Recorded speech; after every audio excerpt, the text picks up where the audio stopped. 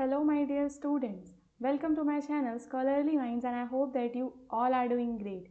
इस वीडियो के अंदर हम BHIC 131 के कुछ ऐसे इंपॉर्टेंट क्वेश्चंस को डिस्कस करने वाले हैं जो कि आपके दिसंबर एग्जामिनेशन के लिए one of the most important questions हैं. सो गाइज, अगर आपने अभी तक अपना गेस्ट पेपर परचेज नहीं किया है तो आप उसको डिस्क्रिप्शन में दी हुई हमारी वेबसाइट के लिंक से परचेज कर सकते हैं. आपको हमारी वेबसाइट पे जाना है और यहाँ पे सर्च बार में आपको अपने पेपर कोड्स को सर्च करना है. तो आपके जो भी पेपर कोड्स हैं उनके गेस्ट पेपर्स या फिर उनके जो नोट्स होते हैं वो आपको हमारी वेबसाइट पे मिल जाएंगे एंड आप उन्हें बाय कर सकते हैं. सो गाइज, इससे पहले मैंने एक वीडियो और भी बनाया था BHIC 131 पे. उसके अलावा मेरे चैनल पे आपको और भी वीडियोस मिल जाएंगे इस सब्जेक्ट के जो कि मैंने अभी रिसेंटली ही जून 2025 एग्जामिनेशन के टाइम पे बनाए थे. तो आप मेरे चैनल पे गिवन प्लेलिस्ट के अंदर जितने भी वीडियोस हैं, अगर आप उन सभी वीडियोस को देख लेते हैं तो आपके एग्ज़ाम की प्रिपरेशन गाइस काफ़ी ईजिली हो जाएगी हमारी कंप्लीट प्लेलिस्ट से. उसके अलावा आप हमारे नोट्स एंड गेस्ट पेपर्स को बाय कर सकते हैं. आपकी जो भी क्वायरीज़ हैं, कोई भी अगर आपके डाउट्स हैं तो वो आप हमें डिस्क्रिप्शन में दिए हुए नंबर पे व्हाट्सएप करके भी पूछ सकते हैं.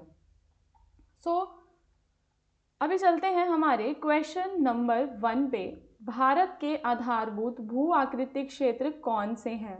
भारतीय इतिहास पर भूगोल का किस प्रकार प्रभाव पड़ा है? तो भारत का भूगोल अत्यंत ही विविधतापूर्ण है. अगर हम इसको समझेंगे तो आप देखोगे कि 6 प्रमुख भू आकृति हैं भारत में, जिसको मैं अभी आपको मैप के द्वारा समझाऊंगी.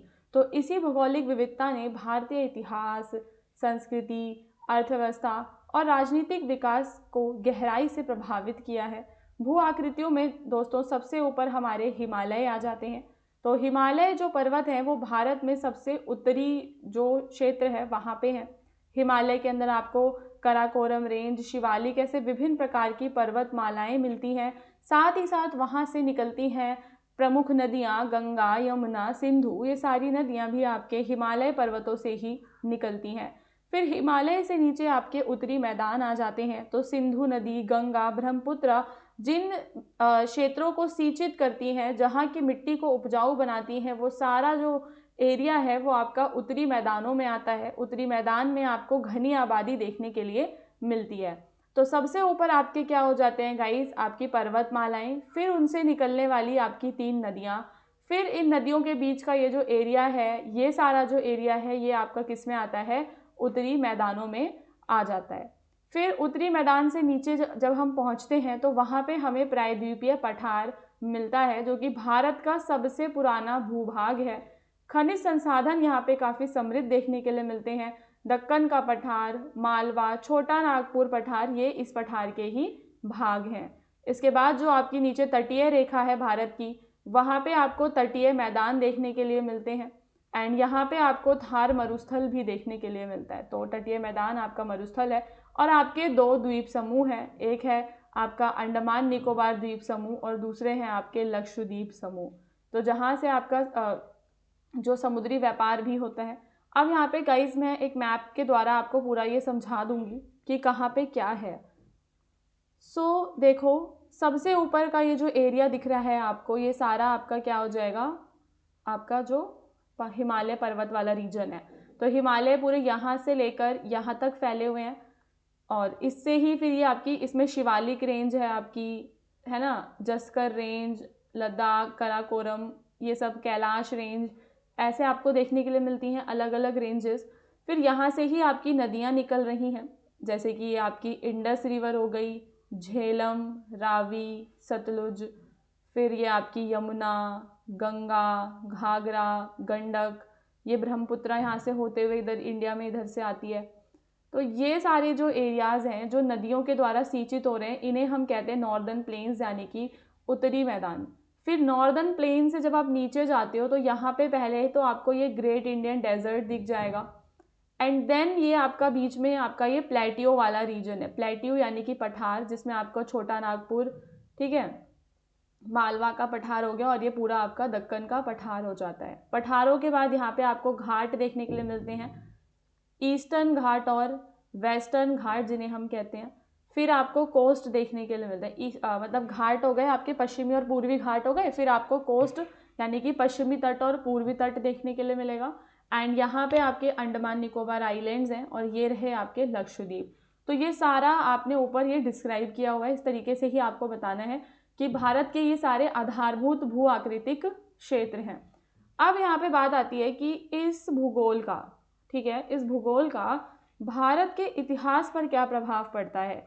तो देखो, इससे सभ्यताओं का विकास हुआ, नदियों के किनारे हड़प्पा गंगा सभ्यताएं विकसित हुई। सुरक्षा और आक्रमण के लिए जो हमारे हिमालय हैं वो भारत को एक तरीके से प्राकृतिक सुरक्षा प्रदान करते हैं, ठीक है। और आर्थिक जीवन में देखें तो मैदानों में कृषि संभव है, पठारों में खनिज हैं, तटीय मैदानों समुद्री व्यापार हो पा रहा है।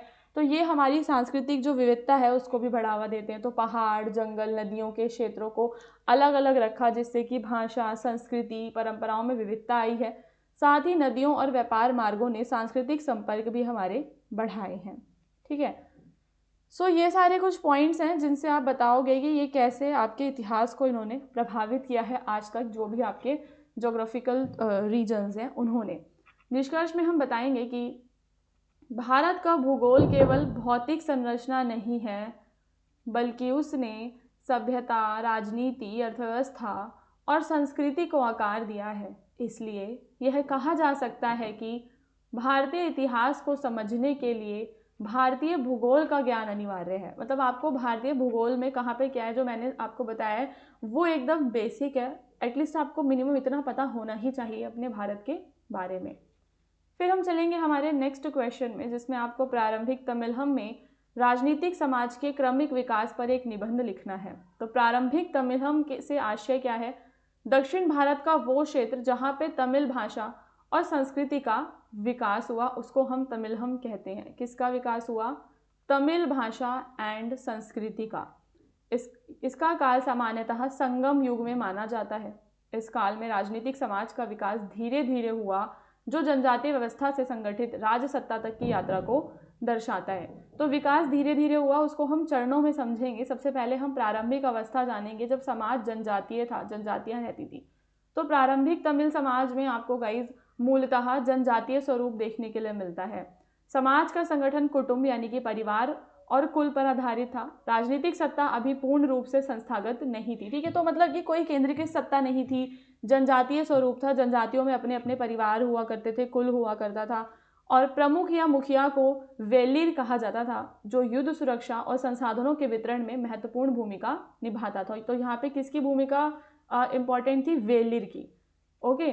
फिर तमिल साहित्य में 5 भौगोलिक क्षेत्रों का वर्णन है, जिन्हें हम तिर्णय कहते हैं। इनका वर्णन मिलता है कुरिंजी यानी कि पर्वत, मुलय यानी कि वन क्षेत्र, और आपका मरुतम यानी कि कृषि क्षेत्र, नेतल यानी कि तटीय क्षेत्र, और पलाई। तो आपके 5 क्या क्या है? कुरिंजी, मुलय और मरुतम, नेतल और पलाई। अलग अलग ये क्षेत्र हैं। जहाँ पे कृषि की जाती है वो है आपका मरुतम। इस प्रकार से शुष्क क्षेत्र हैं आपके पलाई। तो प्रत्येक तिर्णय में अलग प्रकार की अर्थव्यवस्था और सत्ता संरचना विकसित होती है, ठीक है। तो यहाँ पे हमें चीज़ों में काफ़ी डिफरेंस, अलग अलग सत्ता और संरचना देखने के लिए मिलती है।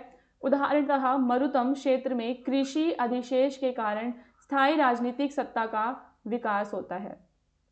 फिर आप देखोगे कि यहाँ पे प्रमुख राजवंशों का उदय होता है। तो समय के साथ तमिलहम में 3 प्रमुख राजवंश उभरे, चेर, चोल और पांड्य। तो इन राजाओं ने अपने अपने क्षेत्र में स्थायी शासन व्यवस्था लागू की, राजधानी, सेना और कर प्रणाली इन्होंने विकसित की। इससे राजनीतिक समाज अधिक संगठित हो गया। क्या किया दोस्तों? इन्होंने स्थायी शासन व्यवस्था अपने अपने में स्थापित कर ली थी। तो चोर, चेर और जो पांड्य थे, ये 3 आपके वहाँ पे प्रमुख क्या हो जाते हैं? राजवंश हो जाते हैं। प्रारंभिक तमिल राजसत्ता को वीरता और युद्ध से जोड़ा जाता था। राजा को योद्धा, संरक्षक, दानदाता माना जाता था।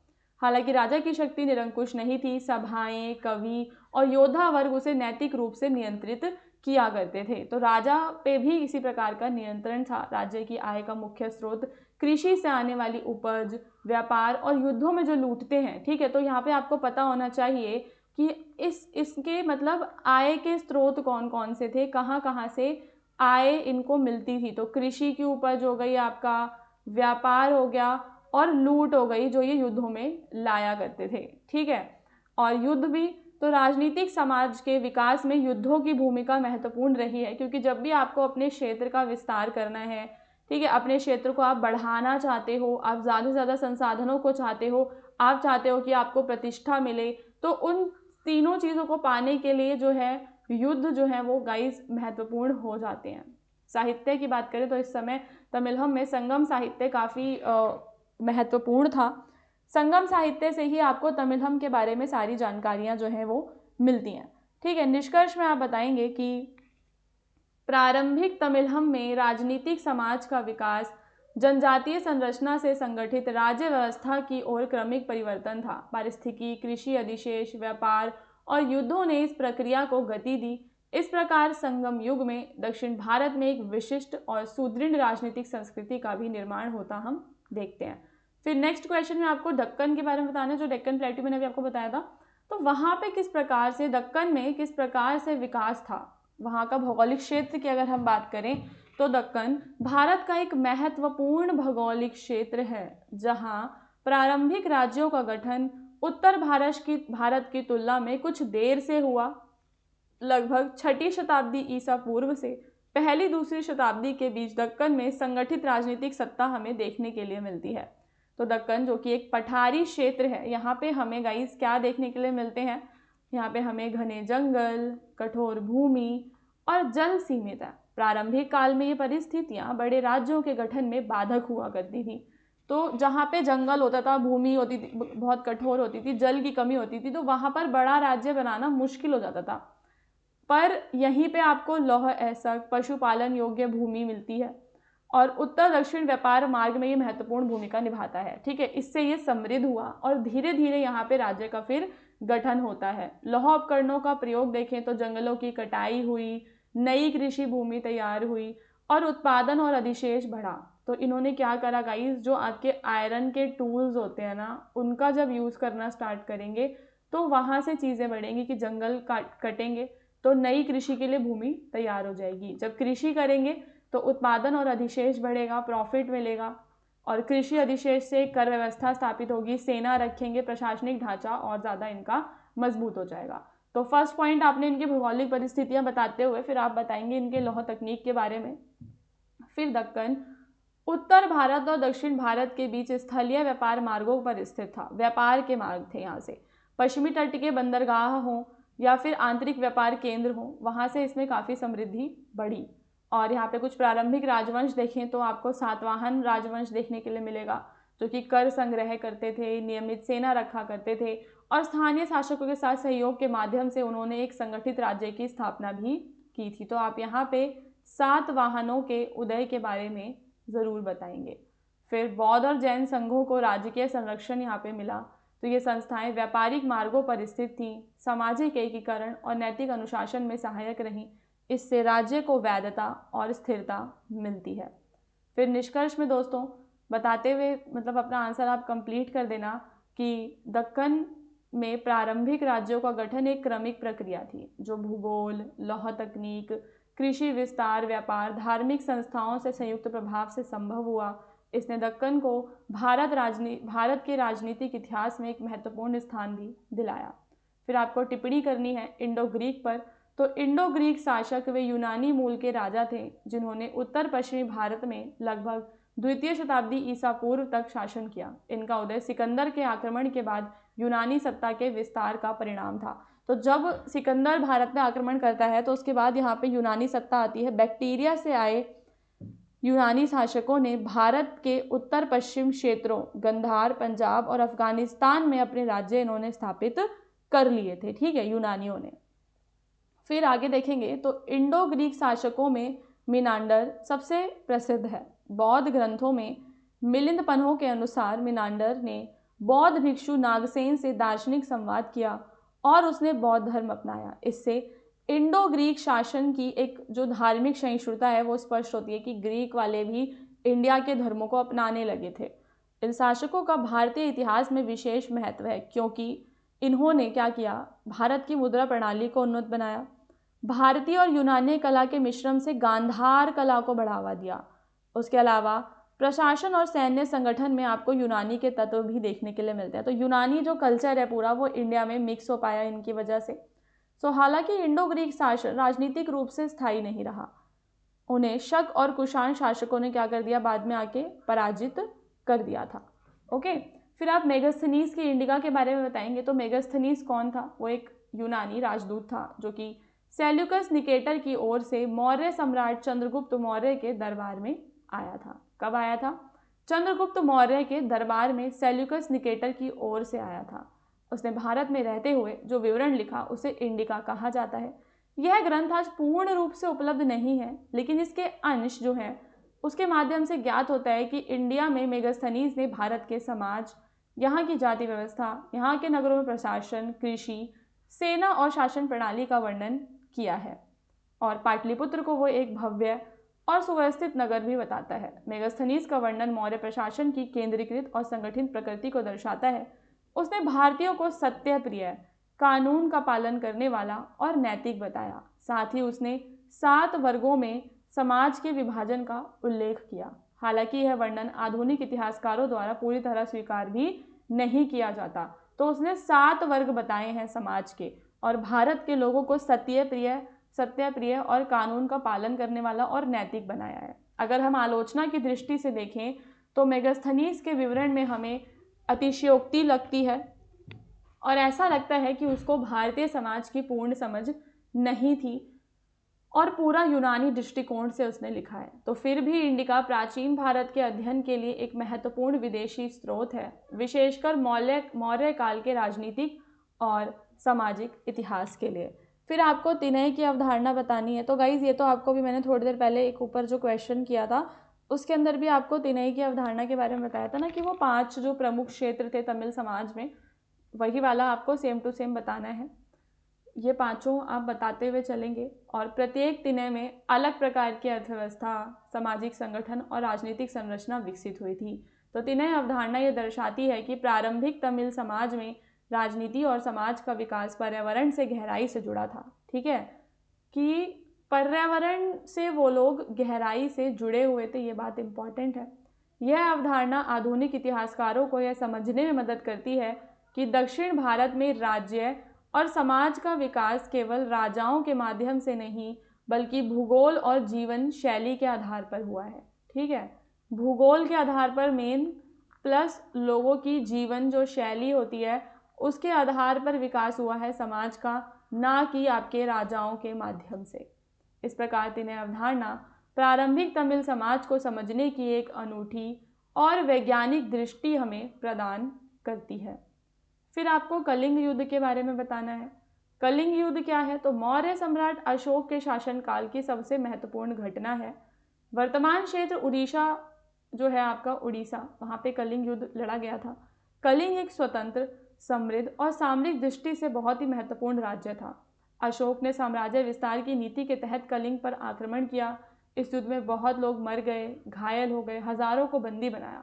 अब इतनी व्यापक हिंसा को देखकर अशोक को गहरा मानसिक आघात पहुंचा और उसने स्वयं अपने शिलालेखों में इस युद्ध के दुखद परिणामों का उल्लेख किया। कलिंग युद्ध के बाद अशोक के जीवन में महत्वपूर्ण परिवर्तन आया।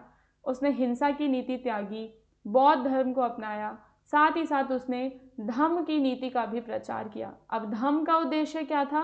अहिंसा, सहिष्णुता और नैतिकता। ठीक है, जनता का कल्याण करना है, हिंसा बिल्कुल भी नहीं करनी है, इन सब चीज़ों को फिर उसने बढ़ावा दिया। तो ये एक टर्निंग पॉइंट था उसकी लाइफ का। तो ऐतिहासिक दृष्टि से कलिंग युद्ध का महत्व इसलिए है क्योंकि यह एक विजेता राजा के नैतिक परिवर्तन का उदाहरण है और भारतीय इतिहास में राज्य नीति के मानवीकरण की शुरुआत है। सो स्टूडेंट्स, पार्ट 2 यहीं पे कंप्लीट होता है। All the best for your exam preparation. Playlist में गिवन सारे वीडियोस को आप ज़रूर देखिए ताकि आपके मोस्ट ऑफ द टॉपिक्स हमारे वीडियो से कवर हो सकें।